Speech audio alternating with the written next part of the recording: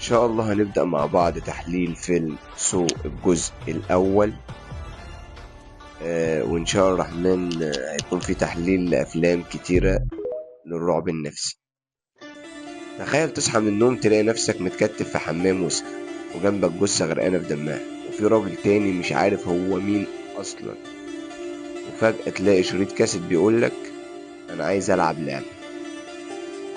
ده مش فيلم رعب عادي، ده فيلم عن العدالة، عن الحياة، عن الرغبة في البقاء. في الفيديو ده هنعمل غوص حقيقي في أعماق فيلم سو، ونفكك دماغ المخرج والمجرم والمشاهد.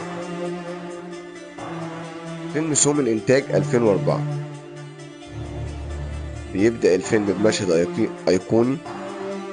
اتنين بيصحوا فجأة في حمام مقفول، مش فاكرين ازاي هم جم هنا، وفي وسطهم جثة وعليها مسدس وشريط كاسيت.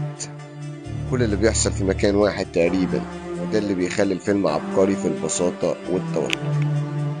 القصة بتكبر لما بنكتشف ان اللي ورا كل ده مش قاتل، لكنه بيقول انا بدي فرصة للناس انهم يقدروا حياتهم من خلال اختبارات مرعبة وغالبا دموية. جون كريمر راجل عنده سرطان، حس ان حياته ملهاش معنى، فقرر يخلي الناس اللي مش مقدرين حياتهم يمروا بنفس الصراع. هو شايف نفسه مش قاتل لكنه معلم، بيحطك في موقف لازم تختار فيه تموت أو تتغير للأبد. هل ده مريض نفسي ولا فيلسوف مجنون؟ لو فكرت شوية هتلاقي إن كل ضحية اختارها كانت عندها سبب منطقي إنها فعلا تتغير. أكتر حاجة شدت الناس في الفيلم هو الفخاخ، فخ الفك. واحدة لازم تفتح بطن شخص حي عشان تطلع مفتاح ينقذها. فخ السلك الشائك، لازم يقطع جزء من جسمه عشان يخرج كل رجليه.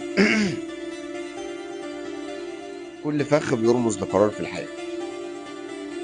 جيكسو بيقول لو عاوز تعيش هتدفع الثمن الحقيقي، مش بالفلوس لكن بالجسد والعقل.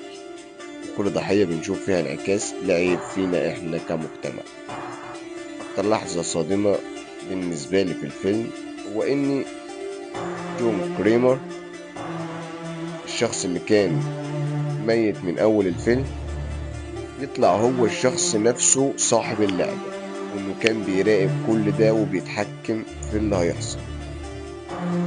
انا شايف ان جيكسو شخصية، مش هقول انه قاتل دموي، ولكن انا يعني بفكر معاكم كده ان الشخصية عايزة تحقق العدالة بس على طريقتها هي. انا شايف ان الفيلم ده مش فيلم دم او حتى رعب، ده فيلم دراسة نفسية عن الانسان وعن قراراته وعن الثمن اللي ممكن يدفعه عشان يعيش. انت رأيك ايه لو اتحطيت في موقف زي ده؟